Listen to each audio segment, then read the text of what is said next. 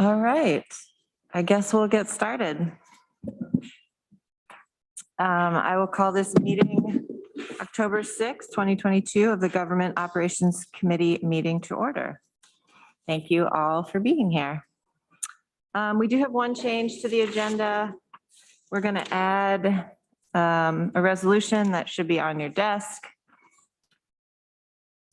Let's see, resolution 11208. Amended contingency fund request to support new security function at the Human Services Building. So I am going to add that under administration down later in the meeting.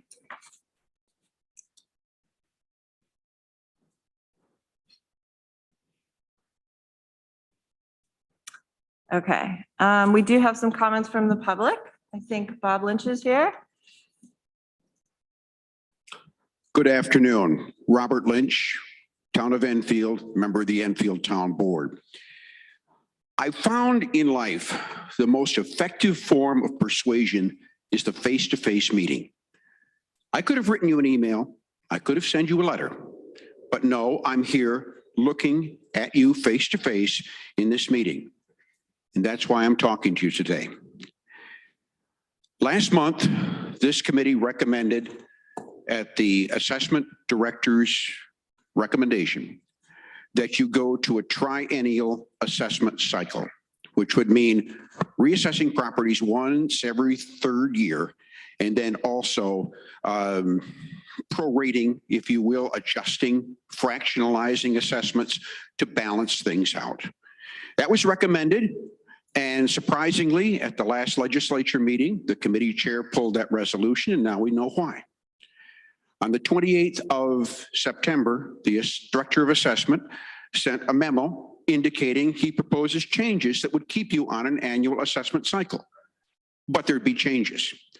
And the one I'm most concerned about is his proposal to eliminate the opportunity for aggrieved property owners to come to his office and talk to the assessor face to face. I talked to my sister about this a day or two ago when I first learned about this. You know, my sister, she used to work for the county. And she says, you know, Bob, people like you and me who can put two sentences together and make a cogent argument, that's fine.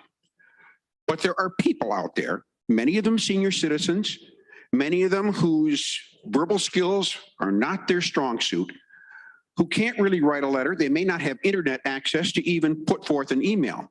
But you know what they can do? They can come down Wednesday morning to that assessor's office on Buffalo Street, look the person in the eye and say, with all due respect, sir or madam, you got it wrong.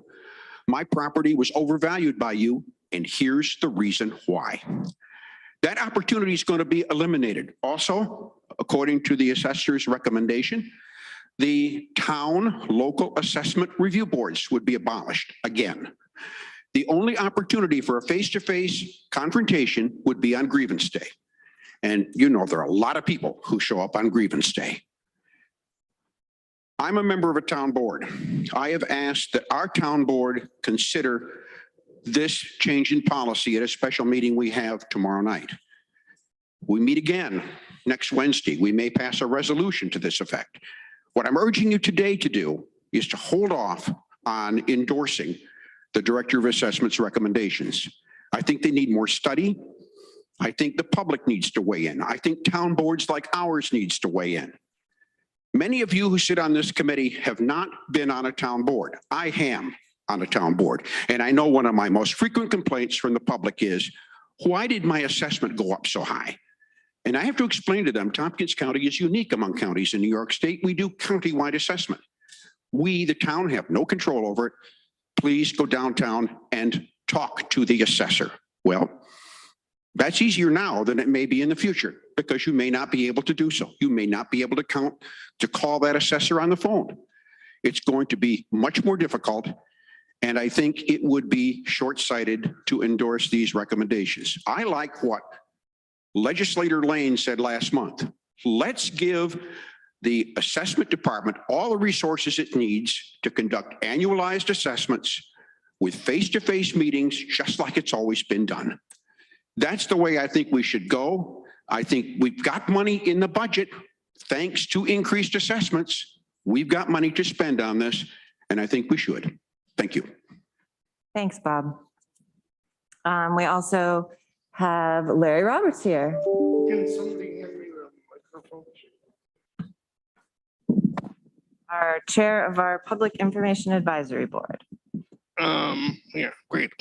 So I wasn't at the meeting of the Community Services Board where the issue of a proposal to have some sorts of term limits was discussed. And I just wanted to share a sort of personal perspective on why I think that's a bad idea. I've been on the Community Services Board since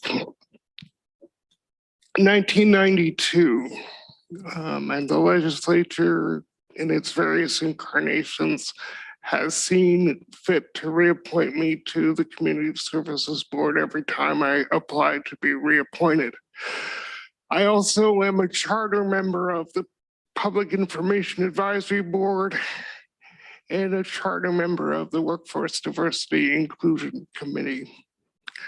So I have a desire to continue to serve the county in these capacities, but also have a commitment to diversity and to making sure that people's voices and a variety of people's voices get heard. But I don't think that term limits is the way to go. I have been through 4 commissioners of mental health and a merger of the public health and the mental health department. And with my long institutional memory, I feel like I was useful in talking through those processes and helping the commissioners to feel welcome and to feel like there was somebody who had a long memory about how things work. I think my experience tells me that the boards and committees do shift and change over time, and new voices do get heard. And also, I would remind you that the legislature has the authority to appoint people on the recommendation of committees or boards and committees. And if a board or committee wants to recommend somebody to the legislature, that's really an important endorsement of that person or those people. And the legislature can always disagree. So that's what I would say. I don't think that term limits are a good idea. I just was at the Common Council the other night at City of Ithaca Common Council, and they gave Julie Conley Holcomb the key to the city because she had served the city so long and so faithfully. We would never think of saying to somebody who works for a city or a county, and public officials in a sense work for the county or the city, we would never think of saying, so you've worked here long enough, now we need a new person. Thanks. Thank you. All right, any other public comments? I don't think anyone's on Zoom. Okay. Let's go ahead and do the minutes approval. We have 2. First one is September 1st, 2022, regular meeting minutes. Can I have somebody move that?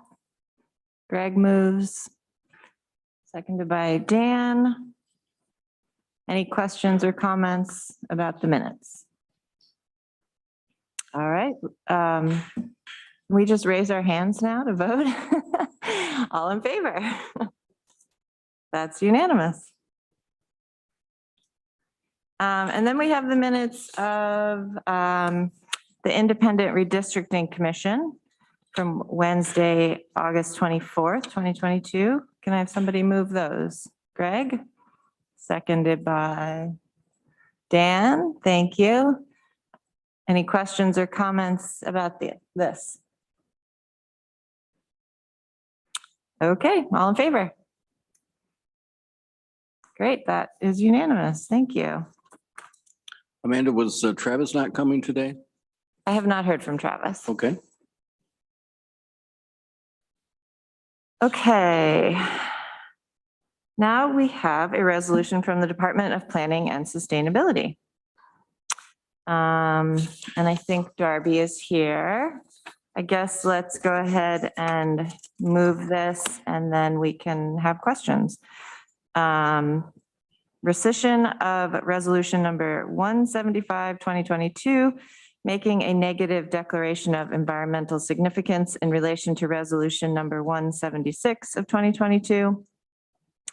And resolution number 176, 2022, authorizing the sale of Fall Creek Road tax parcel number 2-1-2 to the Village of Freeville, ID 11195. Can somebody move that for me, Greg? Seconded by Dan. Hi, Darby. Hi, how are you guys? Good, thanks for being here. Yeah, thanks. Darby Kiley, Department of Planning and Sustainability, and just wanted to undo something we did last month. So just to give a little bit of background, in May, I come to you guys with a foreclosure list and some recommendations and asked that a parcel in the Village of Freeville be withheld from the auction, the foreclosure auction. And unfortunately, the parcel was actually pulled from the whole foreclosure list, which meant it was not foreclosed upon, and therefore we did not take title to the parcel. And then, we had the auction in June, a couple months went by, and I thought, oh, we need to get this Freeville parcel taken care of and tied up. And I was not aware that we did not have title to it when I came to you last month asking for the authorization to sell it. So because we do not have title to the parcel, we cannot sell it. So we're rescinding the resolutions that were passed last month relating to this. So it's still on the tax rolls. It will stay on the foreclosure list, and then we'll go through this process. If it's not paid off by the owners by next year, I'll talk to you probably about the same parcel again. So I will take any questions. I'm sorry if that's kind of confusing, but we don't own it, so we can't sell it. And I think I saw Drew there, so he might be able to help answer questions too. Thanks, Darby. Greg? Somehow this came off the foreclosure list intentionally or unintentionally. Can you only foreclose on a property at a certain point throughout the year, or can you foreclose? Could you go through the process now, or does it have to wait till next year? I think we have to wait till next year. All right, that was a straightforward answer. Any other questions? All right, let's go ahead and vote. All in favor? And that's unanimous. That was very easy. Thank you, Darby. Great. So this is on the legislature agenda tonight. Do you guys want me to be there to explain this, or what's your preference? Bill will be there. So I think we can probably get through it. Thank you. Okay, great. Thanks. Hang on one I just second. wanted to ask Darby, is the Village of Freeville aware of what's happening here? I did talk to the mayor yesterday, so I gave him the back and forth, and he's aware. And I even just asked for him to think about the people who own this have passed away. So I don't know how close the heirs are. They don't seem to live in the area. So I just asked him to put some feelers out if he knows any of the history of this family at all. Thank you. Great, thanks. Thanks, Darby. All right, moving right along. We have a discussion with Jay Franklin, our Director of Assessment, about our annual reassessment situation. Hi, Jay. Hello, good afternoon, everyone, on this great sunny day. Hopefully you'll get some time to get outside and enjoy one of our last nice days. Definitely. Talk to us. Yeah, so I wanted to bring forth what we're going to do for our 2023 AEM program. As I came before you a couple months ago, we were still trying to figure out a way for us to be able to maintain the most fair and accurate way to assess properties at 100%. We couldn't figure it out, so that's why we brought forth that change the triennial. When we did that, I was working with Dominic and trying to help explain what triennial means. And quite frankly, it wasn't possible. It was just misleading, non-transparent. So what would happen is I would change the level of assessment, and I'm just going to use 80%. And by dropping our level of assessment from 100% to 80%, that's a 25% decrease right there. So with that change, we're able to change and increase everyone's market value 25% with no notification to them. The only time that they would see that change in their market value would be when they get their first school tax bill. And that doesn't sit right with us. With being able to change everyone's market value without changing their assessment and without notifying them, it's just not right. And it's painting with too wide of a brush. Our goal here is to distribute the tax burden equitably. Any increase in assessment does not bring new tax dollars into your coffers. And I think all of you know that. All the increase in the tax base does is provide a bigger base for that tax burden to be distributed. If values were to double, the county's not going to need an extra $55 million to do their business. The tax rate would cut in half. So any changes in assessment does not correlate to changes in your levy.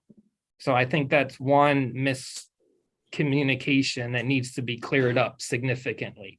There's just because our overall tax base went up 8%, you don't need to spend 8% more money. So I think I kind of clarified that.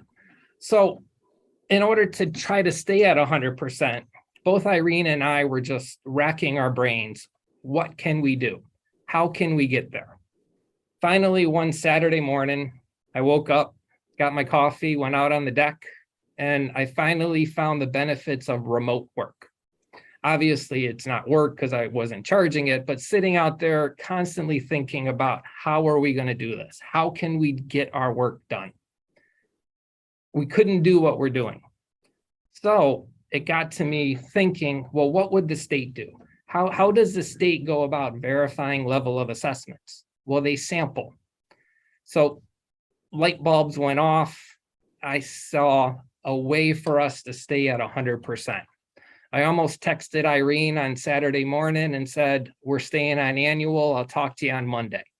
Little did I know she was in Lansing and was going to stop over and try to hash out a way to do this on Saturday morning. I guess great minds do think alike. So our way forward, we could just trend. So that's just taking a percentage increase and applying it to all the parcels.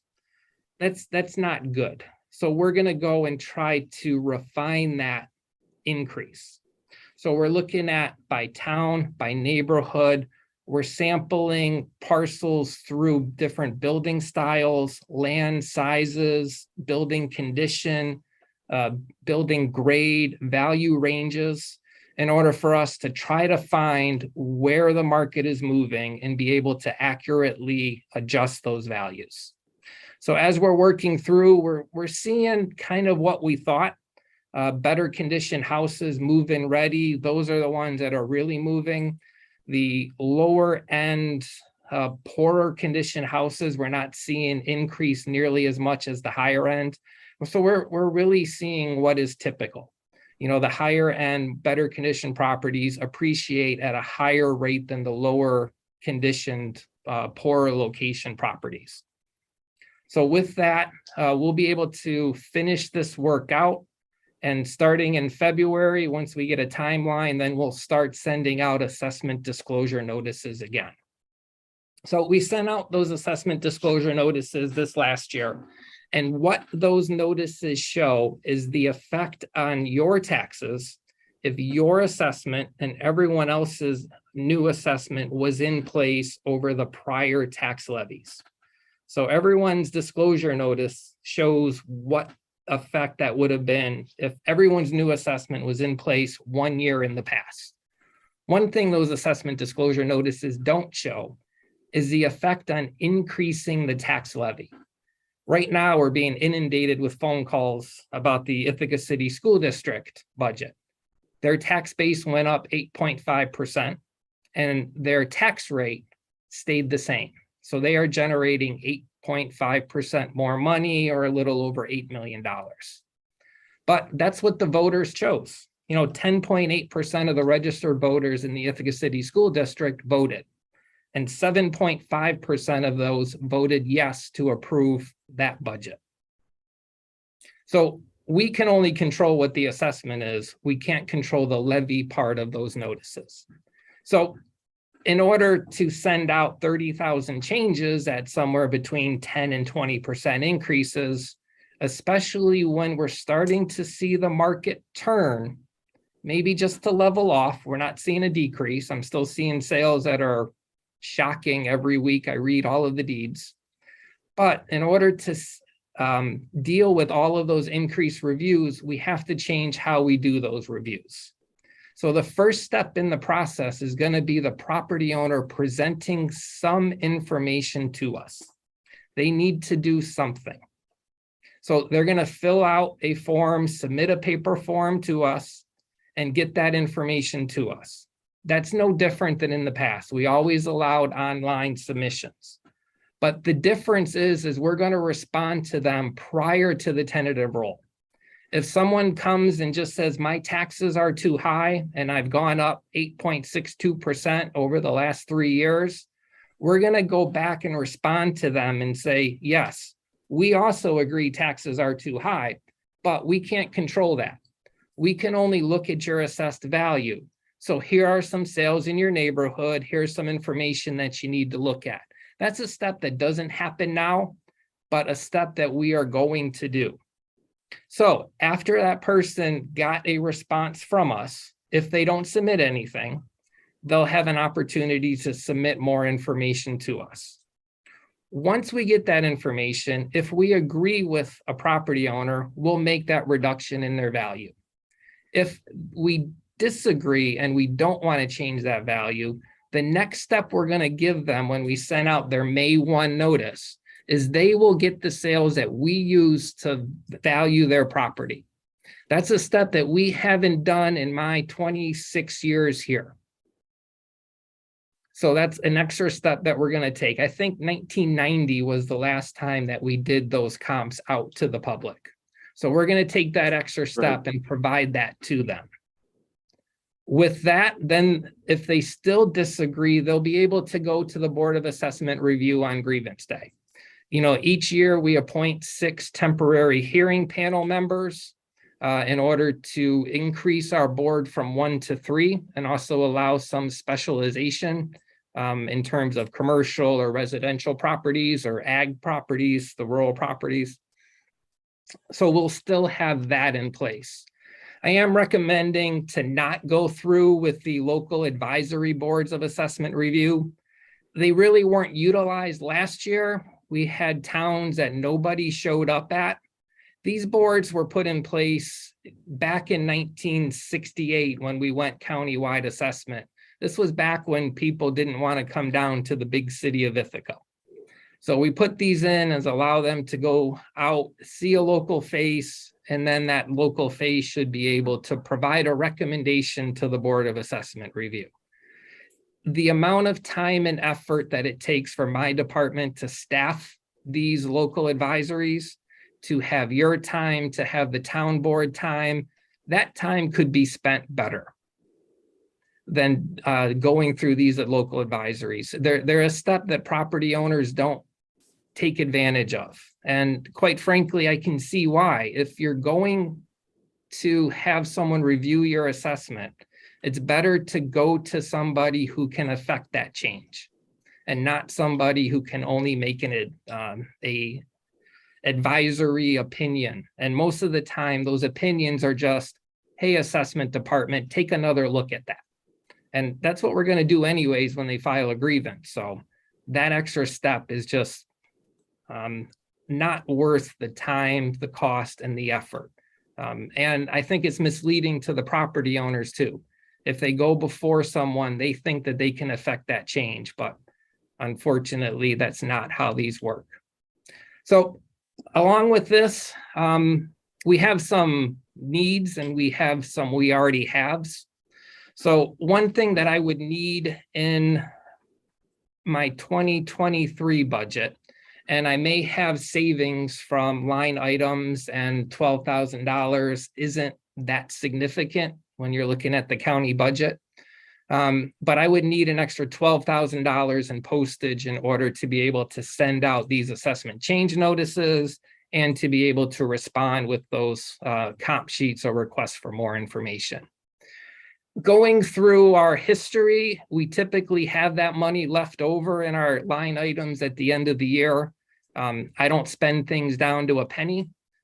We always use that rollover to fund our new copier that we need or something. But with changes there, we're still going to have money left over. So I'll leave it up to you to decide at what point we should consider adding some postage money. We would also need extra staff to deal with these informal reviews coming in, scheduling appointments, inspections, and getting information back to those property owners. I have $27,862 in my budget currently under the target budget. I was going to have that slated for a part-time GIS technician. This position would have read all of the deeds, told the GIS analysts what changes needed to be made to the maps, work with different attorneys in order to get those questionable deeds, what the intent is so that we can process them, and really just free up some of my time so I don't have to read every deed that comes and gets filed anymore. But we can delay that a year. I can take this 27,000, convert that into 2 project assistants in order to be able to deal with that staffing. We have advertised for another assistant real property appraiser. It's been out there almost 2 weeks now. I don't have a single applicant yet. So if any of you know anybody who likes real estate, likes watching HGTV, get them to apply. Very minimal basic qualifications. So help get the word out, please. We can use that assistant RPA as they're getting training as another front office staff person to help when someone comes in and they want to help, then they need help looking for comparable properties. So we'll be there to assist people. This step is actually, and it may not seem that way, but we are being much more responsive to the public than what we were in the past. In the past, when someone said my taxes were too high and that's the information they presented to us, they didn't present anything about their property. So we would just make sure that what we wanted to value that property is what got into the database. And then we would say no change on their assessment. This, we're at least giving a dialogue to that property owner and letting them know that, hey, we need some more information. Here's some information for you on what you can kind of pick and choose in sales within your neighborhood, and come back to us when you have a little more information. And through that, I think it'll be a much greater review, better information on our side, not time wasted by the public. I don't know. I think most of the public realizes that spending is controlled by the school, the town, the county, and not through my office. So hopefully we can direct their issues at their value and not their taxes. I don't want to control taxes, and I'm glad I don't. I'm glad you all have to make those decisions as to which programs to fund and not to fund. That's not what we do here. So this was a good exercise by trying to go to triennial and finding out that it's just way too misleading and not transparent for us. The most fair and equitable way to distribute the tax burden is through annual reassessments. To do so only favors those higher priced properties at the expense of the lower ones because they typically appreciate higher. Now, the beauty of staying on annual, if the market does turn and with interest rates going up, that's putting a downward pressure on the market, next year we'll be able to make those reductions. And I'm sure the public's going to say, yeah, right, you're really going to do that. Well, we are, because one of the beauties of my job is I get to fulfill the real property tax law without any political influence on me. So I know when I go in, if the market dropped 20%, I can go in and change those assessment downwards. That's something that we did from 1990 all the way to 1997. But I think people's memories are a little foggy once they go back that long. But after the market popped in the late 80s and burst, from 1990 to 1997, the tax base dropped pretty much every year. I think there was only 1 year where it actually increased. So we will be more than happy to go back and do that. You know, I started here in 1997. One of my first jobs here was to revalue the cigarette streets and to knock their value down. I think it would be a great opportunity for us to do that again, just to show the public that yes, we are only here to value property. So that's kind of where we're at. I'm more than willing to answer any questions y'all got. All right. That's a lot to take in. What questions do we have? Dan? It may be more of a comment than a question, but so there are some changes to how the public will interact with your office, and our speaker today, I don't know if you were on at the beginning, Jay, when we had someone from the public speaking about concerns about a little less access from the public to your office. But it sounds to me like there's some trade-offs here. There's some ways in which the public will just interact differently with your office. One of the things that I really like about this, so I've served on the Board of Assessment Review for a bunch of years, and people ask about the comparable sales. They say, well, if they're based on that, why aren't you providing them? And I've always been a little uncomfortable. They're like, I don't exactly know why we don't provide them. You know, here's how you can find them out relatively easily. And I hear you now saying that you will be providing them when someone starts asking about their assessment. So that's a real positive change for me. Mm-hmm. So those are all my comments. I don't know if you want to say anything else about comments about the way in which your office and the public will interact a little differently. Yeah, the public can always call us up and say, hey, Jay, I think I'm overvalued. You know, we're getting those calls right now because people got their Ithaca City school tax bills and now they're thinking they're overvalued because their taxes are too high. So we're taking those phone calls and we're going to review them. You know, we're always more than willing to sit down with a property owner whenever they have questions about their assessment. That's not going to change at least until I retire in 2028. So we're not changing that aspect, but we are that first step. We want to screen property owners and make sure that their time is valuable and useful and our time is valuable and useful. So that first step that they're going to take is to provide us with something. If they provided with good information, yes, that's going to be great. You know, we'll be able to take that. If they provide us with nothing, we're going to go back to them and say, hey, we need a little bit more. So right now, when they would come in, they come in and talk to us and provide us with nothing. That's a wasted 10-minute appointment. So at least now they'll be able to provide something to us. They'll get a response. And if we have questions, we're going to call them up. You know, our doors aren't going to be locked. Let's dispel that misconception. We're still going to be here. We're still going to respond to the public and review whatever issues that they have. That's not going to change. The only change is going to be that first step of making sure that their time is spent contesting the value of their property with relevant information to us. And we're going to try to help them get that relevant information too. Thank you. Thank you. Other questions, Greg? Yeah, thanks, Jay. I think this is one, I appreciate how seriously and how much thought you put into the work that you do, because it's impactful for many people. And I think this is a good outcome for everybody. I do just want to make sure that in terms of accessibility and, online or paper submissions and things like that, that we have an equitable environment, or that it's accessible for people to make those submissions, or that there's some way to provide support. And then also to not knowing and not having studied every single one of the, assessment notice change and things like that over the years.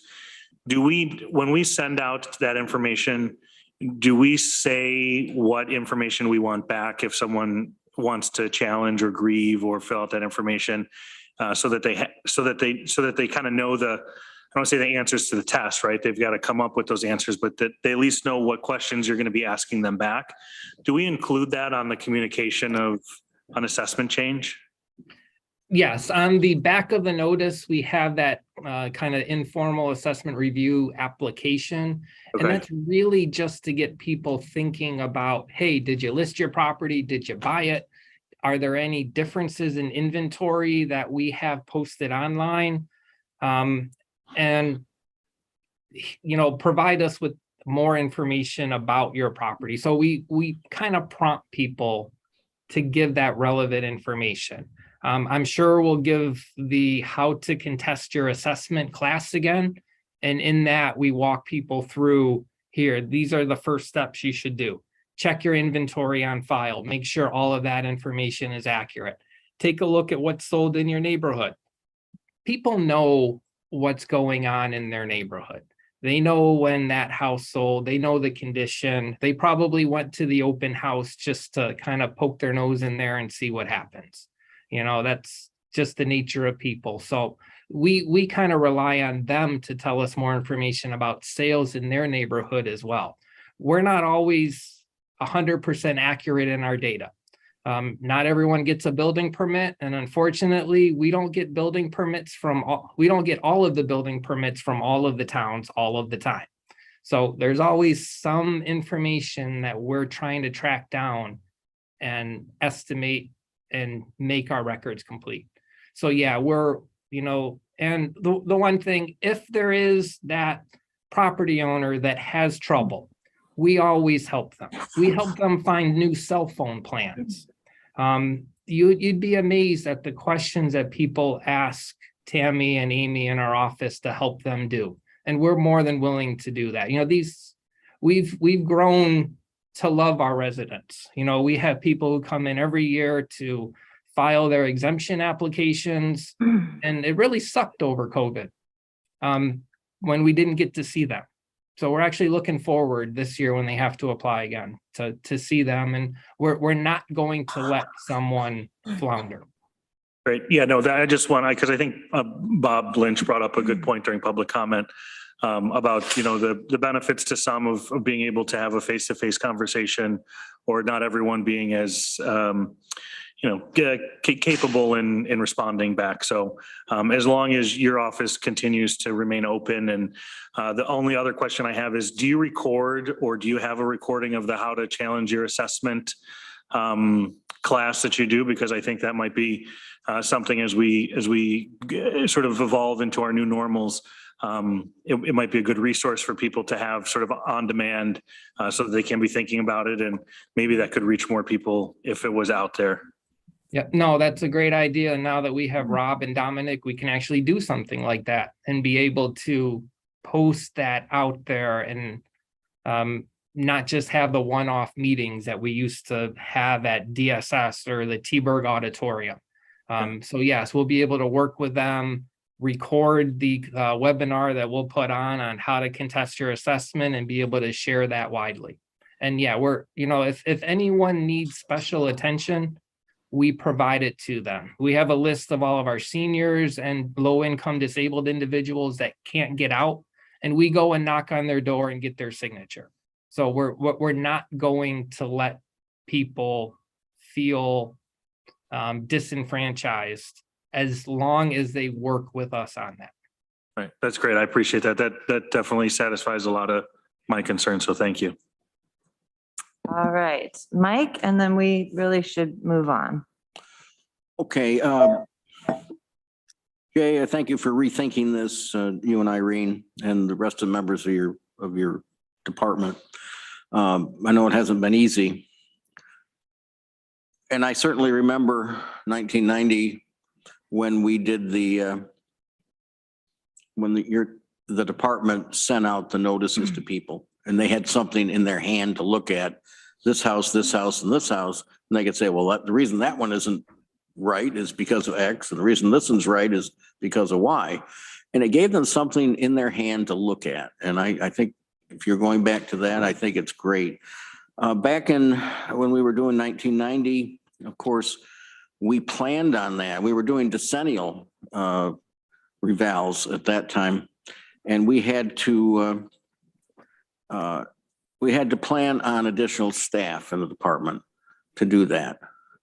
And I guess my question at this point is, I know you've talked here about where you can get a little money out of your budget, but should we be considering some more staff for you for this process? And I know it's not popular to keep adding people, but so other departments have been asking for them, and you folks have been very conservative in what you've been asking for. But I think it's important. And the last thing that I would mention is that, or ask, is why did we go back to having the local boards last year after going, 3 or 4 years without them? And I just think it would look kind of weird to the public to do away with them. And I don't think it's a waste of legislators' time, because yes, I've been at these boards when we've had 10 or 12 people come in Dryden. I've had some where there's been nobody. But we're there, we're available. And they get, as we've been talking about this morning, they get to look at us and they got somebody listening to them. So I guess I'm not quite there that we should, since we started it up again, that we should do away with it after a year. Thanks. Yep. So I think I got everything here. The comp sheets, oddly enough, back in 1990, we had better technology in order to produce those comp sheets in a manner that we can get them out with a change notice in a mailing. Right now, I'd have to take 30,000 random sheets of paper of the change notices and associate that with 30,000 random sheets of comp sheets and have someone take parcel 1-1-1 and go find the comp sheet and attach them. So that's why we would only send out those comp sheets after we've heard from somebody and where we disagreed with them and gave them that. So that's a little bit different. I would love to have the technology to be able to send out comp sheets. At some point, we'll replace our assessment database, but for this year, that's not something possible to send them out prior to May 1. The staffing, I won't say no to new staff, but it's not something that I'm requesting.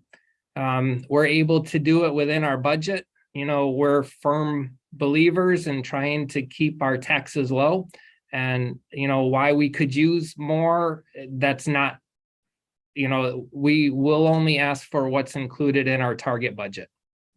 Yes, I would like to be at around 15 employees. I think that's our kind of sweet number here. But quite honestly, it's hard to find people who want to work as appraisers. We've had that position out for 2 weeks now, and I don't have a single applicant yet. And it pays $25 to $27 per thousand. I mean, I'm thinking tax rate, $24 to $26 per hour on there. So if you can think of it, we can't just add people if we can't find them. But the clerical staff that I can have from the 2 project assistants, we're more than willing for that. And also if we add too many people, we run into space issues. You know, back when we used to have 19 people in my department, we used to have all of my floor. When we reduced down to 10, we gave up what was our mapping room to GIS. You know, right now we have people in cubicles that we created from filing cabinets out back. So we really don't have a whole lot of more space to add more appraisers, and we don't have the people to do so. Local bars, we went back to them last year because of, you know, we made 25,000 changes. And the amount of changes I thought we were going to be overwhelmed with reviews. You know, we had less than 5% of our changes come in reviews. When the industry standard is 15%, you know, I think we did a pretty good job there. So I was anticipating a lot of people coming in for assessment reviews and a lot of people going to the local bars and a lot of people going to our grievance day. But I was wrong. Nobody showed up. So that's why we did 1 year. And I don't, you know, that's just my recommendation. You know, I don't think they're needed just because last year we had a lot of changes and people didn't utilize it. And, you know, they're not a complete waste of time. There is value in sitting around with the town board members, the supervisor, the legislators. My staff appreciates that dialogue. So it's almost, I don't want to say it's almost more of a benefit when nobody shows up because we can have those discussions. But, you know, there is some benefit if someone does show up. So hopefully those are your answers. Thanks for your responses. Yeah, thank you. I see you, Annie. We really need to move on because we have a whole bunch more stuff. Do you have a question? I was just going to ask how many staff members are at the boards when we have the review boards? Yeah, we typically send at least 2, but in some cases we'll send 3, and that third person's kind of there if we're overwhelmed. You know, we need 1 person to sit with the local bars, run the computer. We need 1 person at least to help sign people in. Okay, So so it's yeah, I'm in favor of doing away with the boards because that sounds like there'd be much more efficient use of time of your staff. And that's one of the things that we need to do as far as keeping taxes down too, is make sure the government's run efficiently. So thanks for letting me chime in, Amanda. Yeah, thank you. Jay, is there anything you need from us today? The only thing I would need is for you to review the need for extra postage in 2023 and how best to do it. I think I could get the vast majority of that in savings from other line items. At least historically, we've been able to do that. So it's all, you know, at most, you know, by the end of the year, I'm probably asking for, you know, $2,000. So I think that's a cost that we can absorb in our budget through other line items. So I don't know if that's something you want me to come in July and say, hey, this is kind of where we spend, where we'll be, or to add it in now. Lisa, what would you say to that? Well, I think we can move along. I've put funding in contingency in 2023 for items like this that may have otherwise gone through rollover requests. So I think we can proceed that way. Does that work for you, Jay? Yeah, it's, you know, it's not significant, and I would highly think that we'd be able to save enough money in our other line items to account for this. Okay, sounds good. Got to have postage. Thanks, Lisa. Well, thank you for spending some time with us and explaining. And I think this is a positive change. So as things develop, you know, definitely come back and talk to us. And if anyone has questions, they know where to find you. Yeah, we'll be here. This is a good thing. Both Irene and I were pretty depressed, actually. I'm trying to figure out how to do this. And once we sat down on Monday morning, the smiles came back, and we're back, and we can do our job how we're supposed to do it. Excellent. good Well, thing. thanks for spending a Saturday morning thinking about it on your time off. So, Well, trust me, about the only time I don't think about work is when I'm on the golf course, which is why I try to golf as much as possible. So, all right. Have a good afternoon. Thank you. yeah, take care, everyone. Thank you. All right. We have lots more to talk about. So I'm going to look to Bill Troy now, our county attorney. There's been a lot of questions now that we've moved away from being able to have hybrid meetings. And we did pass this local law for virtual meetings, which is included in your packet in case anyone forgot.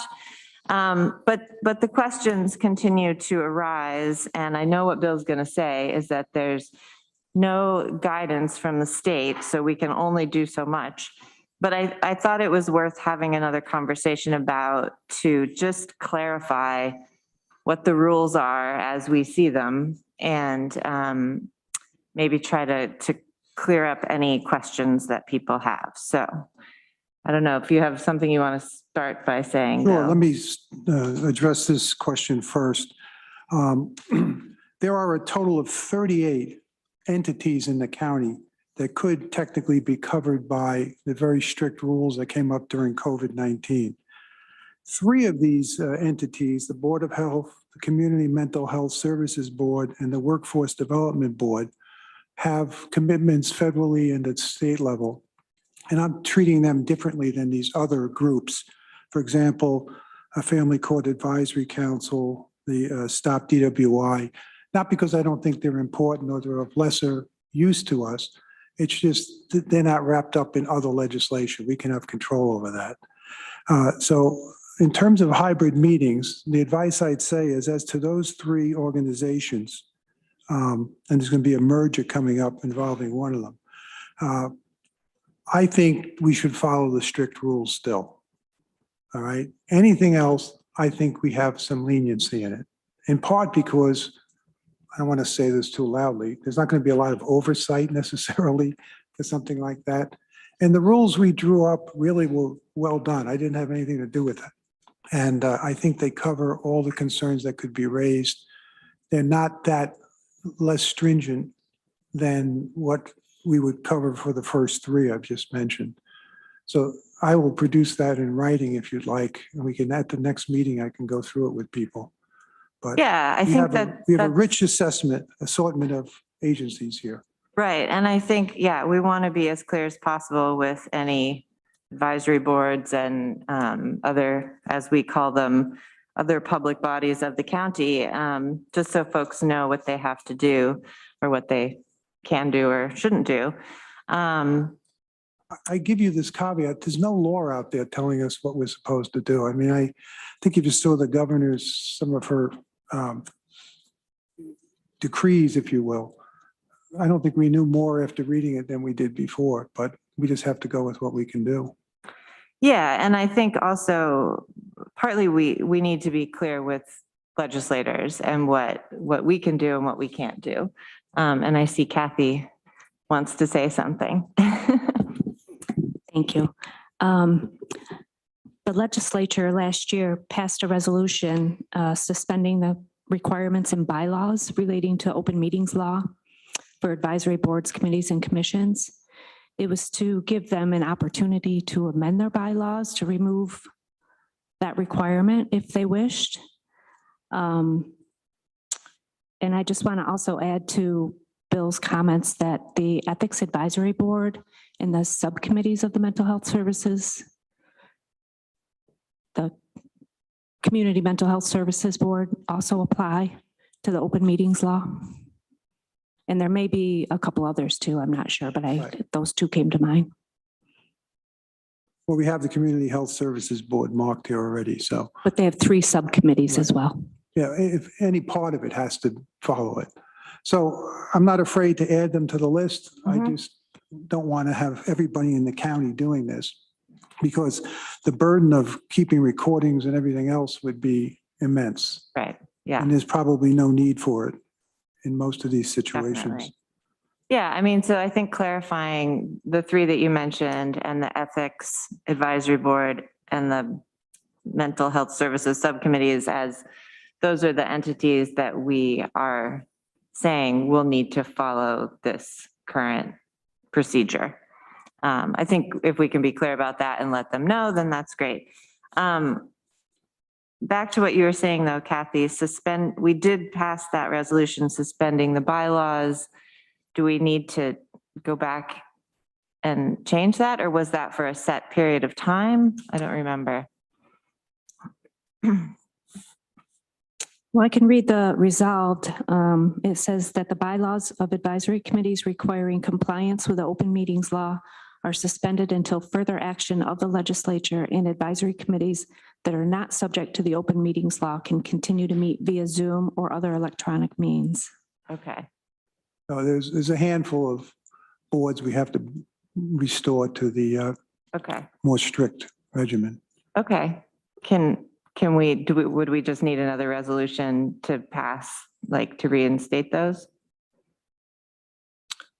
I'm not sure at this time. I'd like to look into it a little bit further. Okay. My comfort level will be higher if we do that. Okay. Sounds good. Questions, Greg? Yeah, because we passed this through the legislature already. So would that action in and of itself be enough to restore back that other resolution, or would it, you know what I mean? Because we've made a statement about Oh, you mean, OPBCs, other public bodies of the county. So would that be enough of an action to have, to negate the other to one? negate the other action? Because it just says, what the last resolve says, any action of the legislature, right? Till further action, yeah. So further action, and this was an action that I believe, in my Was a further understanding, action. was a further Yeah. action covering those bodies, but I didn't go to law school, so. Well, I mean, I guess I would just, if Kathy wants to think about it more, and if you think it makes sense that we have a resolution negating that one or saying that has ended, then that's fine. I'm, happy to do that. But yeah. I would also encourage that the bylaws be amended for some of those advisory boards that reflect that they must, follow open meetings law. Right. Which was the point of this, was to give them time to do that. Okay. All right. Okay, so I think sort of the second part of this, thank you for bringing that part up, and I guess I'll let Kathy and Bill come back to us and say if we need that other resolution or not. But I think there's been question amongst legislators about what we have here, and it's pretty short. But I think there was some questions about what are extraordinary circumstances. Even though it's somewhat defined here, I don't know. I feel like it's clear, but I wanted to have the opportunity for people to ask questions or concerns, or if we need to clarify.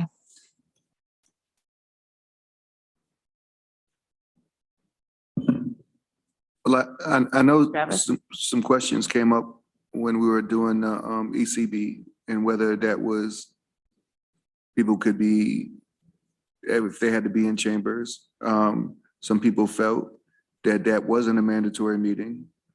And it was a choice, so it didn't matter. So I know for some new folks, clarity around that would be helpful. And then I think the other one that came up was if somebody is let's say out of town for a conference from their day job, they're working or whatever, could they join the meeting? Could they Zoom into the meeting? And that was a question. Some people assumed, yes, that's a circumstance would allow for that. Some people said no, they didn't think so. So I know those two came up. Okay, thanks. Yeah, the expanded budget is a little confusing because the first numerous meetings, we weren't voting on anything. And I think the definition of quorum for those is different too, right? Like, because isn't the quorum just 3 people from the budget committee? During the presentations, Right. yes. Yeah. So once we're in the voting meetings, then it's a different situation. And maybe it's not clear, but in my mind, you would need to be present to be counted as a part of quorum for the voting meetings, but maybe I'm wrong. I thought you could vote, but weren't counted as the part of the quorum if you were on Zoom and it was an extenuating circumstance. Yes, I think that's correct. You're not counted as quorum. So with the idea that the majority of people should be in person, but you can still vote, right, Kathy? Correct. Okay.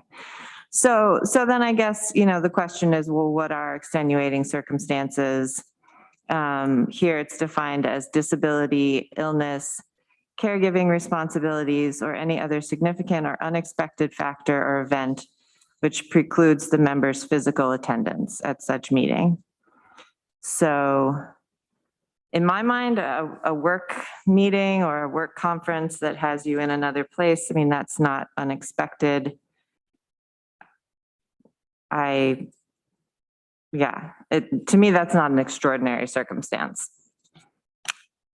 If we didn't have this option in the past, you would go to your work conference in another state and you wouldn't be at the meeting. I mean, that's what happened in the past, so.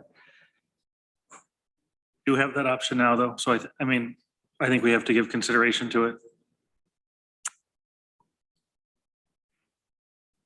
If I may, I think if we want to experiment with that, I do it with one of the boards that's not listed as, the A rank, if you will, because I just don't think anybody's going to really raise an issue there. But if there's these other agencies or organizations where there's likely to be stricter review, I think we should go by the letter as best we can.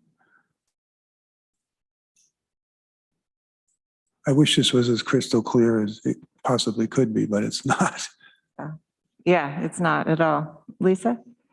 Isn't it a local determination to add to the list of what the extenuating circumstances might include?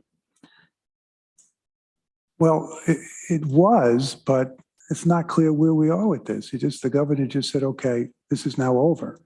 Right. Nobody ever said we're rescinding our practices from before. We can take that position saying that they don't apply anymore at all and be done with it. I just don't know what the outcome would be. I mean, I don't think anything's ever going to happen unless we get another attack by the virus. Right. The question is, what's your comfort level with taking that chance of saying this is unlikely to be ever challenged because it's unlikely to happen again? Right. Travis? But it does say any other significant or unexpected factor or event which precludes the member physical attendance. So it doesn't say there has to be an unexpected event. It says it can be a significant event, right? So if I'll just use me, if I had a conference that I had to go to, that's a significant event. It may not be unexpected, but it's a significant event. Greg? I'm maybe a little bit more comfortable pushing the boundary here on this one. I think, out of state, or out of county travel or something like that. I think maybe, I don't want to put words in Lisa's mouth, but kind of the way that I heard maybe what you said is that maybe it's up to us to sort of add to that list. And I think that the key with open meetings and all of that is being as transparent as possible and having it be sort of very in your face about what the policy is. And if we list something as the policy and that's what we stick to, hopefully that would show that we've taken this seriously and that it's clearly communicated what the expectation is. So I would be comfortable getting around, if you're unable to be, in Tompkins County for some reason, that you could join, so long, again, as we have the majority of our members present in the chamber for quorum and voting. I mean, it may get challenged. It may not, but so I guess the question, if it gets challenged and they're one person out of, say, 5 people on the board, it may not be an issue if they're voting by themselves, but we just don't know what would happen. We don't know who would bring the challenge. That doesn't mean we should try to get away with it, but what's the risk here? Mike? I think there ought to be a process where if someone wants to attend a meeting with remotely, and they think they have one of these reasons, I think there needs to be a process where it goes, for example, to the chair or to the county attorney or someone to rule, yes, we agree that you don't have to be present because of this circumstance. But otherwise, you're just going to have, there's likely not to be time for someone to bring it to this committee, for example. Right. So I think we need to delegate that to somebody to make a decision on it. And I think that in order for it to be clear what the process is, we should probably do that with a resolution of some kind. I have a question. Yeah.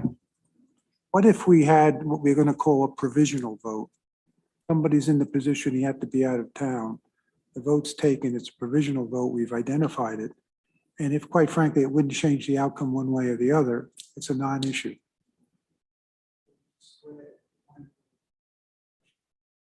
Like if the person was virtual and voting, it would be a provisional vote? Well, they would During- still vote. And tentatively, but if they're voted down 4-1, it doesn't really matter whether they were. Right. present. It doesn't undermine that vote. Right. 3-2, depends on which side of the aisle Right. this person's. I get that. I think it would be confusing. No more confusing though than some of the things we're thinking about here. I have to put my thinking cap on, but Yeah. Okay. Well, I think, it's an interesting position we're in without a lot of clear or very basic guidelines and different opinions on what some of that means, interpretation. I think Mike's suggestion is a good one to have, someone sort of be the person to go to sort of make this determination. It certainly could be the chair or the chair in communication with the attorney. Because that's a lot of pressure, especially if there's not, super clear guidelines. So maybe that's a direction to go. Other thoughts? I like that idea. Yes, I do like that idea too. I'm wondering if maybe it would be worthwhile to just collect all the various scenarios that come up over the next few months, and we're not the only county or municipality in the state that's doing this. There's going to be a lot of questions coming up everywhere, and just agree to revisit this in 6 months or something like that, when we've got a list of scenarios that have occurred here, and B, perhaps some statewide guidance, because we're not the only ones doing this. So it's just a thought. Yeah, definitely. It will all be revealed in time. Okay, other thoughts, or I guess maybe we can, I guess the chair, people were nodding when I said the chair, and Lisa? Oh, go I ahead. guess my question going back to Mike's suggestion, which was to kind of codify the procedure, Yeah. would that be part of the rules of the legislature? Is that where that would land, or in a policy? I think it could be a separate resolution and not amend the rules of the legislature unless if it becomes a permanent law. Yeah. This is only in effect till June 2024, I believe. My other suggestion would be to maybe define some of the extenuating circumstances in the resolution. And maybe even address the EBC meetings as well.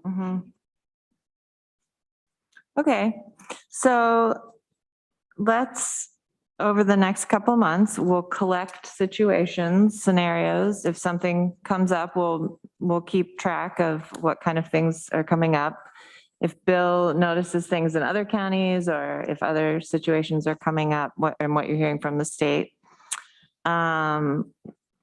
We'll talk a little more about if it should be the chair of the legislature, the county attorney could be the person to make a determination. And then we'll talk about a resolution that could possibly define some of these circumstances and including the EBC meetings. And we'll keep thinking about it and see what happens. Okay, anything else? All right, thank you. All right. All right, we have resolution authorizing a public hearing on local law number blank of 2022, a local law amending Article 9 of the Tompkins County Charter to include the provisions of Article 16 effectuating the merger of the public health and mental health departments. ID 11191. Can somebody move that? Greg, seconded by Mike. Thank you. Bill, I guess this is setting a public hearing, but anything to say about it? Well, it's been nicely done here, merging the two. I just have not spoken with anybody who's spoken to the state that they're agreeable with this. I assume that would be agreeable to them. And if we feel and can prove that this makes our two systems more responsive and more effective, then that's the end of it. If there's any questions being raised by the state, we should hear about it sooner rather than later. And I don't know what the status of that is. Okay, questions, Mike? Yeah, we're going to have a commissioner of what, whole health? Are we allowed to do that under state law? Doesn't the state law say we have to have a commissioner of mental health, for example, or a commissioner of public health? Are we able to make that change? Don't know about the name. You can, I think you can do this merger, but changing the name. That's what I'm wondering. Don't Or know do we the just answer say to the commissioner of public of whole health is the commissioner of mental health or whatever? I just think we ought to make sure that we don't run afoul there. We could with just a say the change in commissioner, title. the commissioner of the public health and mental health departments, and just leave it at that. The two of them together. Dan? Well, I thought it was covered. I can't find it exactly this moment, but for instance, packet page 34, the Commissioner of Whole Health shall have all the powers and duties as outlined in sections, blah, blah, blah, blah. So I thought it was covered, but I'd have to reread everything closely again.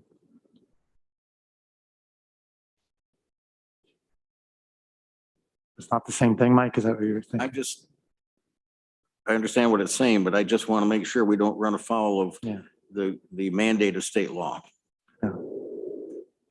Lisa? I'm fairly certain those bases were covered in this review, both with Frank and his staff, and there needs to be a director of community services on the health side of things, and that those appropriate credentials are in place either through the Commissioner of Whole Health or the deputy serving as the Director of Community Services for the Mental Health Department. So this has to go to HHS too.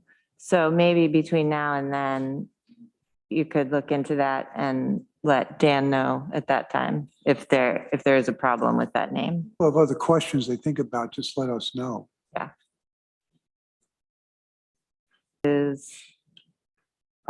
Week and a half. So just on that same page where that Dan was pointing to on packet page 34, the last paragraph of C-9, that the Commissioner of Whole Health will have all the powers and duties. Should that commissioner not meet the requirements of public health law for both, they shall appoint a deputy that meets the legal requirements of both. So I think that covers the Right. bases. Great. Other questions? Are we ready to vote? This first one is authorizing, wait. Did I do the wrong one? Okay.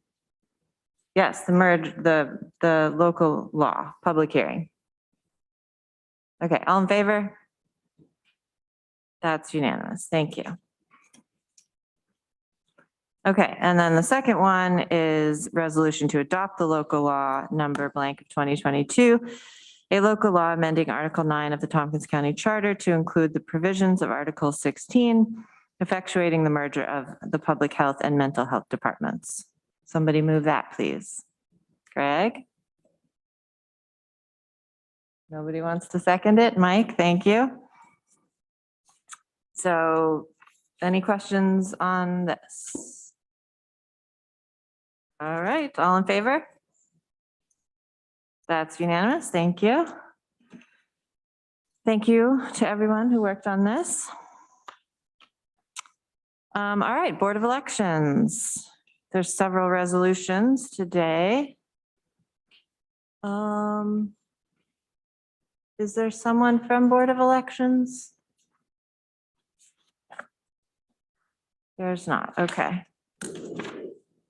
All right, the first resolution is acceptance of grant funding, absentee ballot, prepaid postage, Board of Elections. Greg moves, seconded by Travis. It's pretty self-explanatory. Any thoughts or questions on this? Nice if they gave us some for assessment, wouldn't it? Yeah, well, yeah, exactly. Well, they're in the same building. Maybe they could share. Postage. It's from Up in the 1990. same envelope. Yeah. Okay, all in favor? That's unanimous. Thank you. All right, this is renewal of Tompkins County Board of Elections lease. Somebody move that, please. Dan moves, seconded by, come on, guys. It's not hard. Somebody raise their hand. Travis, thank you. Questions or comments, or Lisa, do you anything to say? This is the storage of voting machines, which requires a secure temperature-controlled environment. And our current lease expires at the end of the year. We have another 3-year term essentially on the Hanshaw Road location, which they found to meet all of the needs that they have. Okay, great. Questions, comments? All in favor? That's unanimous. Thank you. All right. Resolution calling upon Congress to amend Internal Revenue Service regulations for election workers. Greg moves that, seconded by Dan. Lisa? I can speak to the background of this. As we're aware in Tompkins County, because it affects multiple counties, not just us, but in recent years with the addition of early voting and special elections, the time needed for election workers has increased, whereas they used to work and earn typically less than $600 in a given year. They are now working more hours and earning more, which takes them out of the category of a subcontractor per IRS regulations, and they have to be taken on as employees and filing W-2s, W-4s, et cetera. So it has necessitated for counties taking on this year, I think it was close to 180 people as new employees, quote unquote, which means additional licensing requirements for our software, et cetera, and additional expenses. Brought this to the attention of NISAC, and most every county is in the same boat. NISAC wanted to take it on, brought it to the attention of National Association of Counties, who also agreed that this was an issue, and we're bringing it forward to the IRS for their attention to amend the rules for election workers. So it was at NISAC's request or direction that our local legislature pass a resolution urging Congress to amend the IRS regulations, and that's why it's brought to the GO committee. All right, thank you. Questions? Dan? Could we, I'd like to propose an amendment to add another resolve that we send copies of this to all our relevant congressional representatives, to the IRS, to NISAC, and anybody else that wants. Okay. Did you move it? You moved it. The The amendment. resolution. Oh, I'm sorry, I moved the resolution, Yeah, yes. so is that friendly? Of course. Friendly to everyone? Okay. And Taylor and Brittany, you can add in the people's names. Okay. Is that it? Mike? Support this. I only wish it were broader and said we raise the $600 requirement for all kinds of things that are in the IRS code and were imposed a few years ago. If you hire someone who doesn't happen to be a corporation to do your house and you pay them more than $600 or your apartment or something, you've got to send them a 1099. And it's ridiculous. It ought to be $2,000. It ought to be $5,000. But I'm glad we're doing this. All right, thank you. Anything else? All in favor? That's unanimous. Okay. All right, one more. Appointment of election commissioner for 2023, 2024. Somebody move that. Greg moves, seconded by Travis. Mike? I'd like to make two small changes. In the title, I'd like it to say appointment of Democratic Election Commissioner. Yeah. And also in the first whereas, instead of Democrat, it should say Democratic Election Commissioner. Okay, that I think is probably friendly. All right, that makes sense. Thank you. You got it? Okay, anything else? All in favor? That's unanimous. Great, congratulations to Stephen DeWitt. All right, let's see, why don't we go ahead and do the resolution that we added that was not on the agenda. So this is the amended contingency fund request to support new security function at the Human Services Building. Can I have somebody move that, please? Greg, seconded by Travis. And Lisa. Thank you. And thank you to committee members for considering this today on relatively short notice. We were pulling this information together as quickly as we could and as late as yesterday to try to get this amended.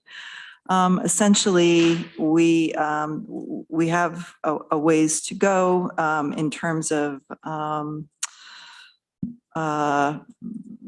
if we were to proceed as originally planned for 2 armed sheriffs to provide screening and security at the Human Services Building, and due to being in the midst of contract negotiations, it's going to take some more time. So together with the departments in the building, we explored several different options to try to implement the needed security there, at least in the interim, and determined that the next best and fastest course of action would be to go through a procurement process with a private security company. So this is an amendment to the original resolution that the legislature had passed, changing the expenditures from DSS to the sheriff to ultimately just to pay, procure and pay for private security for the building. And I'm happy to answer questions. There are others, representatives from the building who are here as well. And this has been done in consultation with the departmental leadership in the HSB as well as the sheriff. Thanks, Lisa. Dan? Yeah, there was a little bit of discussion about the possibility of eliminating the third whereas. And before I propose that as an amendment, at least I wanted to ask if you felt like that was, if that would hurt this resolution at all. Not necessarily. I just, I put it in as documentation for the change in course rather, to just document what we were doing and why, because the previous resolution specifically authorized the action to go ahead with the utilizing sheriff's deputies. Greg? Just before you make that, if, because I may be in favor, I wonder if there's a way to say, is it just because of contract negotiations, or would it have anything to do with hiring or training additional staff, or getting 2 new deputies through the academy or anything? Like, is there any of that has to? It really depends on the model that's being implemented and because of cost and experience, in conversation with the sheriff, it was thought that he would use retired deputies as part-timers and fill the slots that way. And that is, there's a current stipulation in the contract about the number of part-time slots. So that is a contractual issue. There is flexibility on the sheriff's part to use anyone that they choose. And it could be training brand new deputies, but that wasn't necessarily the course of action that we were planning on taking. You have your hand up, Mike? Yeah, we had at least one other legislator who suggested that whereas be removed. And I can see why. I just think that since this is current negotiations, probably it's not best to codify that in a resolution. Okay, so did you want to make an amendment? Yeah, I'll go ahead and make an amendment to remove the third whereas, and yeah, I'll just stop there for a moment if there's a second. Is there a second? Mike seconds? I don't remember who moved it. And Travis. It was Greg and Travis. Is that friendly? Okay. Okay, so then we're going to remove the third whereas. I could just say a little Yeah. more. I appreciate that, it is good to document sort of the line of thinking. So it'll be in the minutes as well, right? We'll be able to state why. It's just not part of the resolution. Seems all right to me. Okay. And Thank you, so everyone. I'll state for the record too, and it's certainly not meant to place any onus on the deputies or the state of contract negotiations at all. And I touched base with the sheriff, and he he agreed, and he didn't read that in the resolution, but I understand the reasoning for wanting to take it out, and that's absolutely fine with me. Someone else might read it in a Sure. different way. Absolutely. Okay, we ready to vote? All in favor? That's unanimous. I love that we can just raise our hands now. Nice. We're all here. Okay. Let's see, we have another resolution from administration. Appropriation from contingent fund request for the Human Resources Payroll Mitigation Project. Who would like to move that? Travis, seconded by Jan. Thank you. Guess I'm not seeing that. Where's that? It's Page 47. 47. You look on the back of the orange sheet, Mike.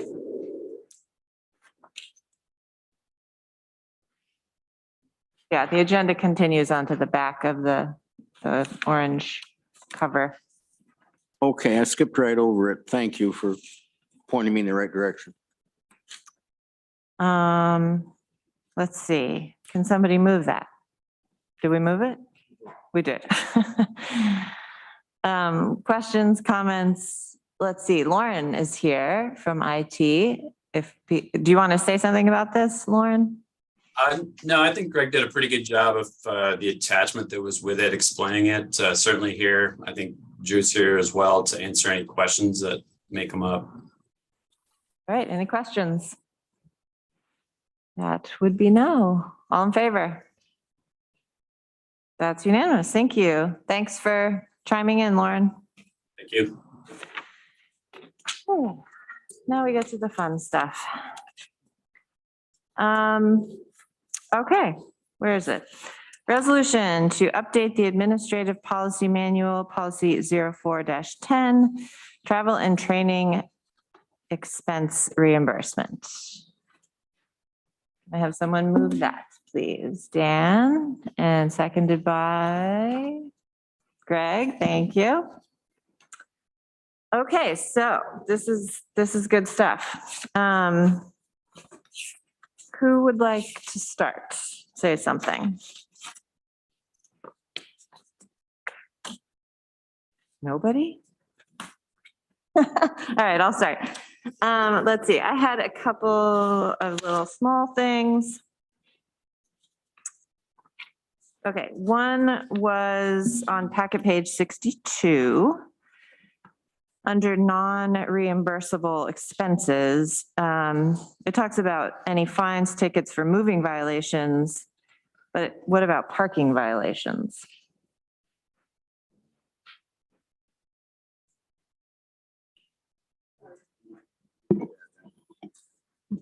I'm looking to you, Drew, because what would happen if that was submitted to the finance department? That's correct. If it was parking, we would not pay. Okay, so then could it say tickets for moving and parking violations? Or moving or park. Moving or parking. Do we say moving and not moving violations? Just. Whatever you think is best. I think parking is a Okay. little more in the It's exact. Yep. vernacular. Okay, excellent. And then on packet page 65, towards the top there, I assume there's a link there on like when it's on a website that you can go to. I guess I wasn't sure that you would want to put all those bullet points that say go here and then click, because that is very likely going to change on a website over the years. And I went to the website and it was very clear, like you just click on this and then that and whatever. And so I guess my recommendation would be just to take those directions out. I don't know. I seem to recall a lengthy discussion about this with, and whether or not there was a feeling that employees would be able to successfully complete this task. But I would be comfortable. I also found the website to be pretty user-friendly. So I would be comfortable taking it out. What does the finance department think? I'm okay. Historically, before COVID, when we had a lot of travel, we did have a challenge with employees completing expense reimbursements appropriately. I tried to get a number and about 1 out of 3 got returned to the individual or had to call for questions. So we were trying to give the employee as much power and instruction to keep them in. But I agree. I think the site is very self-explanatory, but. And I just think that it'll a year from now, they'll probably revise their website and it'll be different. These directions won't be accurate, So I don't know. Other thoughts? Anybody care about this? That's good. I think historically, we've shied away from putting websites in the policies for that reason. Sorry, packet page 65. 65 at the top. Those bullet points kind of say, here's how you do it. Under B. Yeah, under B. Okay, just want to make sure I'm looking at the same. Yeah. Thank you. To your point, Amanda, and to Dan, I think that the reason for referring to the GSA website is so that we don't, like we did in 1992 when this policy was put into place and hasn't been updated since, that we don't put fixed rates in that we have to go ahead and update year after year. Yeah, I think that's great. I mean, I thought that was a great improvement. So, and the website seemed easy to me, but okay. Other comments or questions about this policy? So it leads into the next discussion topic, and I'll throw this out there to be controversial. We need to pass this. Hang on. Oh, sorry. Should this policy include legislators? It does not specifically say legislators must follow this. Mike. No. County law speaks specifically to mileage reimbursement for legislators. Ruled in the rules of the legislature? In the rules. County law. New York State county law talks about it too. I sent a copy of that one time to Rick. Okay, well, all right. Dan? I mean, I'm not sure I care, but this one is not linked to the next one, which is the controversial one. So whether it says this applies to legislators or not, it does apply to legislators. And I don't think there's no debate about that. Is there travel and training? That's different than commuting. Yeah. I agree. So there's really I don't think there's any issue with this particular one. I mean, I guess in my mind, there's overlap in this. We do have our travel and training rule 14 that defines that for legislators, but I mean, we don't really have something like this that says, go to the GSA website and that's your meal reimbursement. So for legislators, for this sort of thing. I don't know, maybe I'm thinking about it wrong, but. And it's hard to see why this wouldn't apply to us. Right. Yeah. I think all of the stuff, you go to a conference or anything like that, it certainly applies. Amanda, you're saying maybe we should say that specifically? Yeah. I have no objection to that. Yeah, I mean, I guess I feel like some of the things it says in here, we don't explicitly say in the legislature rules, it must be directly related to an employee's existing county position, or we will not reimburse parking violations, or, all of that kind of stuff. I feel like it's less clear for legislators.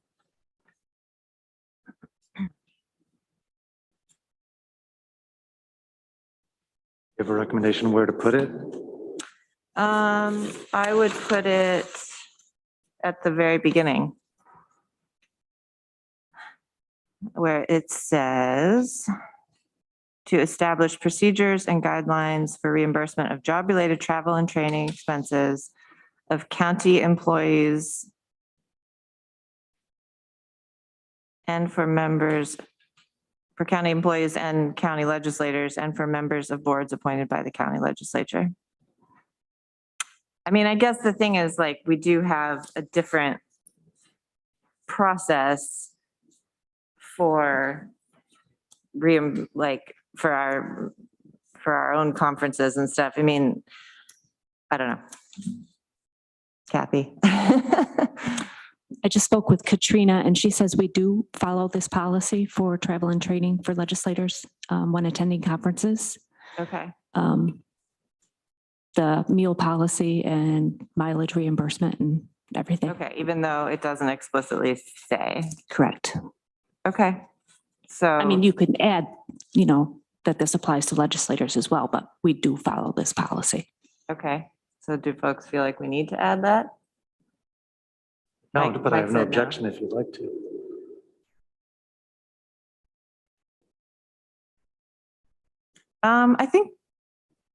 I guess I think we should, unless it's gonna muddy the waters of the rules that we specifically set out last year, whenever that was. You don't think so? I don't think so, no. Okay, then that's what I would propose, is that in the objective on page 58,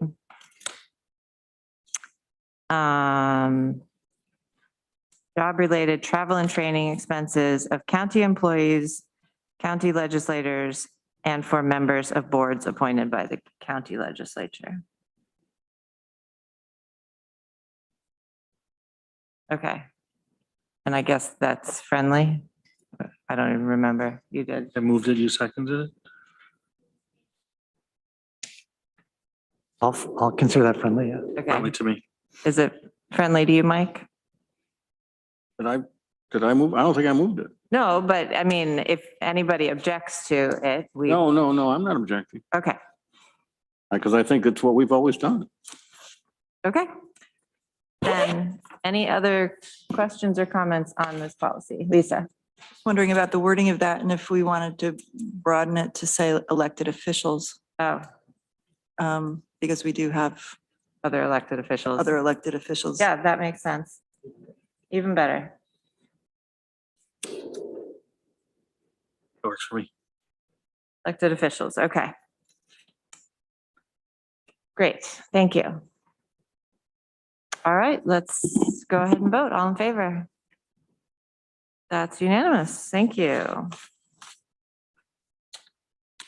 All right. So it's 1:42. I'm gonna quickly ask any of the staff who are present if they have any reports that they want to give, and then we'll have our final discussion. Everybody's leaping up. Any reports over here? Okay. All right. So this is something that we've long questioned, people have talked about for a long time. The rule number 14 for travel is included in your packet, and then also rule 15, which is just one paragraph, which relates to local expenses incurred in the performance of official duty. And then this other, page 71, this is the policy that we just changed, so. So I think there's been a lot of questions about mileage is one thing. Also, sorry, my brain is tired at this point, but I think that, I guess it's mostly the question of mileage, but it's also the question of if a legislator is invited to a local conference or a luncheon and it's $25 and, you know, is that covered? Or, you know, we often get invited to dinners for the chamber, you know, whatever, all these kinds of things. And I think it's never been clear to me anyway, if those things are covered by any of our policies. So that's one thing. And then the mileage, which I would look to Drew. This has been a conversation for a long time over what is reimbursable and what is not. And I know there's a lot of differing opinions. So I guess I'm not sure where to start other than saying, I do feel like this rule is fairly vague, and some of it we could clarify. Meals while on county business. Well, what does that mean? I have a lot of meals with my colleagues, so are all those reimbursable? We've never done that before. Does anybody make official telephone calls anymore that they need to be reimbursed for? Probably not, so I guess just want to have a conversation about what we need to change in this and then the local mileage conversation again. So anyone is welcome to jump in. Greg. Oh, did you raise your hand? No, sorry. I Mike. was just scratching my beard. Yeah, I don't ever remember us reimbursing for meals or, attendance fees for something. I think that ought to be paid for by the legislator individually. We like to go to these things, but a $20 fee for a luncheon or something like that is not out of line. And I just think we should do that. A couple of years ago, we stopped reimbursing for parking, the legislators. So that's gone.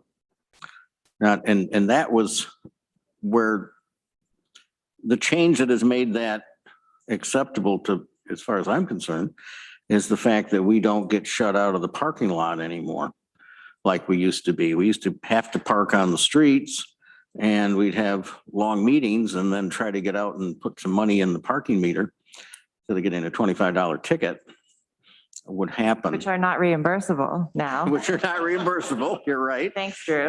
But when we bought the Tiger Street property, we now have ample parking over there. So we don't have to park on the street anymore. So I thought that was, that resolved that issue for us, I think. As far as, you want to talk about mileage? As far as mileage, the reason that mileage has always been there is because it creates a level playing field among the legislators. If you live downtown and can walk over here, that's one thing. But if you live in Groton and it's 20 miles from Groton to get down here, that's another thing. And so we should treat people fairly, and the reimbursement for mileage has always been the way we did that. Now, a couple of years ago, when Rick brought this to our attention, he said there were some questions, and Drew, you may be able to speak to this, but questions about whether IRS was saying this was taxable compensation. And I said at the time, and I still say, if it's taxable compensation, then show it that way, and we'll pay the tax on it, is the way I think it ought to go.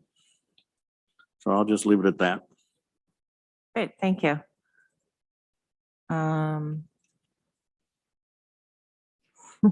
Greg? Yeah, so I hear what Mike is saying.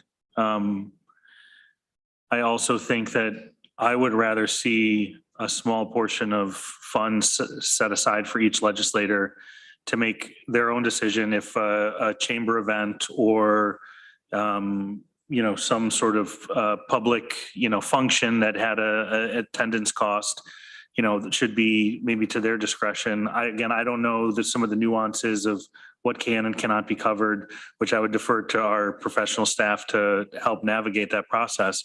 But I think, again, there's a line in here that said, these are, I'm summarizing, it's essentially public funds, your elected officials, you should have discretion when you spend these funds. And so I think the idea around an admittance fee to either a conference or an annual meeting of sorts or presentation, you should be allowed, but there should be a small bucket to be able to pull from for that, if that is the decision of the legislature. On the local mileage reimbursement, I understand, business travel, from here to a conference, from here to a state meeting, from here to whatever the case may be. Mileage to and from what I will call the workplace. I do have challenge with, and I struggle with, because no one else has the ability in the county to get reimbursed their miles. Some people that work here in the county can't afford to live in the city and walk to work as much as they'd like to. It's kind of part of the, when you sign up for a job, where that job is, what it takes to do that job. So I don't think we should get paid for a ride to work. And that's just kind of where I stand. I think it's a more equitable approach to eliminate that. But I think that there's more work to be done on Rule 15, expenses incurred in the performance of official duty. I think that needs some serious revision because it's pretty broad and doesn't provide a lot of definition, but would support the idea of, some of that resource being allocated to just some sort of discretionary fund for things that happen in the performance of official duties type of funding. I'm not really sure if that makes sense, but. Yeah, thanks. Kathy, is there, aside from our funding for legislators for conferences or out of state or out of county events, and then there's like mileage reimbursement, is there any other budget line that's like local expenses? There's nothing. No, we just have the local mileage and travel and training lines in the legislature's budget. Okay, thank you. And Drew, I guess I'll ask, the question is, that there's two kinds of local mileage. One is from your home to your office, and that's what as I understand, is taxable. Right. And then there's others from your office to another office or to another, on county business, and that is not taxable. Correct. Okay. So Rick and I did review this a little bit before the committee meeting, and he did give me a lot of information that he and Jason worked on before. And Mike mentioned it earlier. He's exactly right. There are specific items in the New York state law that do allow for payment for commuter mileage. It is seen as a benefit from the IRS regulations. I did reach out to a person I used to work with at Bonadeo and Company, a CPA firm in Rochester. They said, absolutely, it can be done. It is a taxable, so we would track it as a taxable and it would go through payroll, so you pay taxes on it. As Greg alluded to, though, it does raise a question, and I think we'd have to take some time to research it. Legislatures from the IRS side view our employees. They are also the officials of the county. So it may call into attention our full benefit package. If you give certain benefits to highly compensated or officials of an organization or a company, then your benefit package is no longer considered qualified. If our benefit package is no longer qualified, then like the county portion of health insurance becomes taxable to every employee. There is no tax favor for pre-tax deductions. Our FSA plans are, a lot of those plans could go away. So I don't know if this would qualify us to get to that point, but I think a lot more research would be needed. So I think Rick and Jason, I saw a memo that was done back in 2018, suggested that we do away with the commuter mileage, but we still allow for, if you're going to TC3 to attend a meeting that's not commuting to here, you're going to a chamber event someplace, those are acceptable, and we would reimburse employees for those as well. So I believe there was a memo suggesting that we don't do that anymore and either look at doing away with it completely or doing away with it and figuring out some other compensation at that time. So just to clarify, so the part that is a benefit that you're talking about, is that any commuter mileage or? Commuting to work from home to work. Okay. And that's what the IRS considers commuting benefits. So it could be, it could be bus passes. Gotcha. And the IRS specifically allows up to $21 a year for bus passes. Once it exceeds $21, there's other requirements you have to do. So we do bus passes that are only $1 a month or $2 a month for. Right.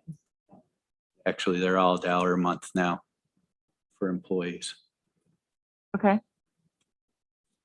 Dan?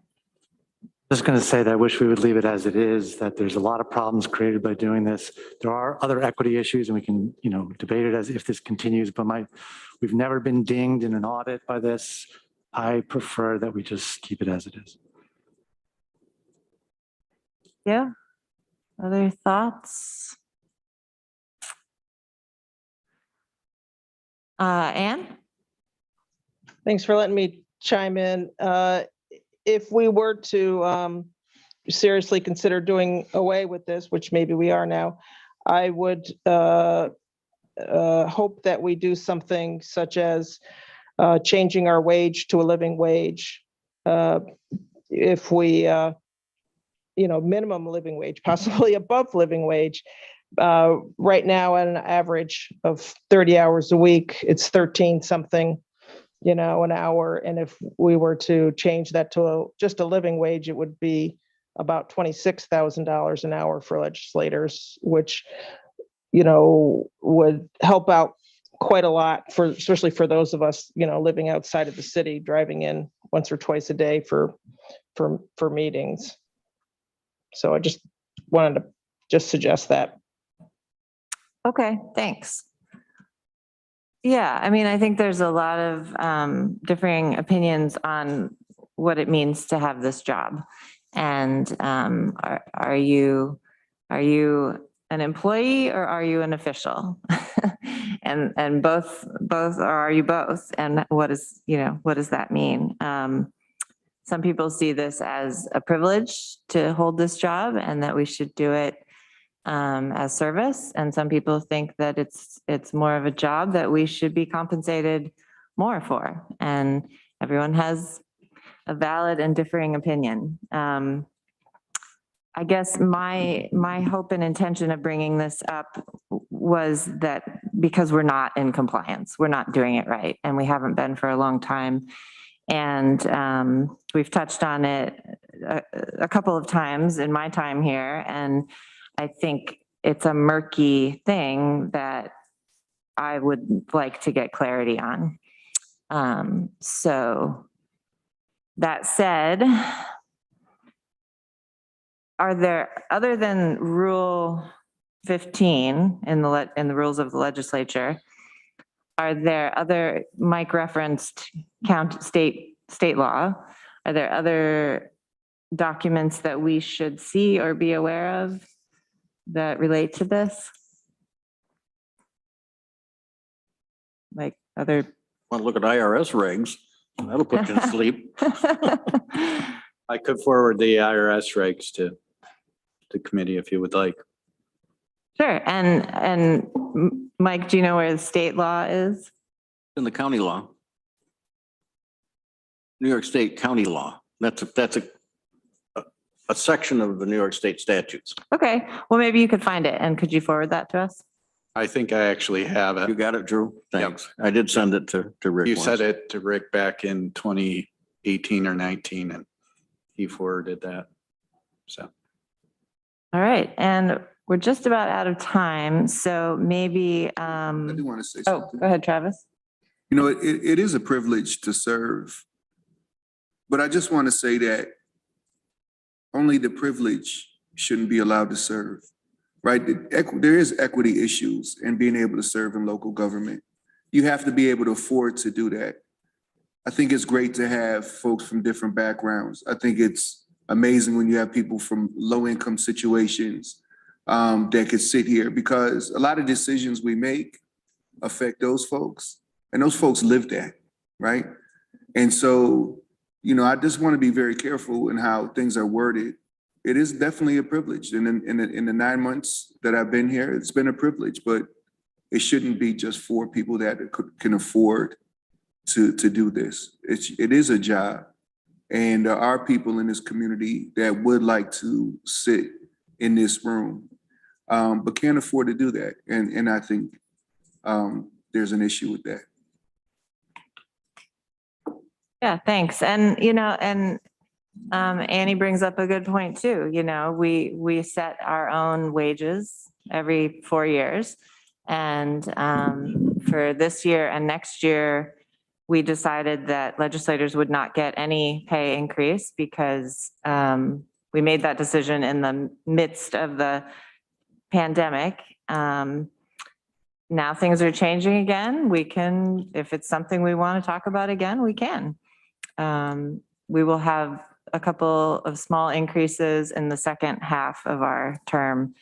So anyway, it's always worth another conversation. In the meantime, maybe we'll look at this rule again. I think Greg's interested. If anyone else wants to get together and we can sort of talk through some more specifics and bring something to propose, we will do that. Anything else?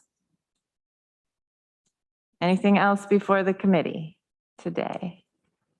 Okay, 2 o'clock, we are adjourned. Yeah, thank you, everybody. I try.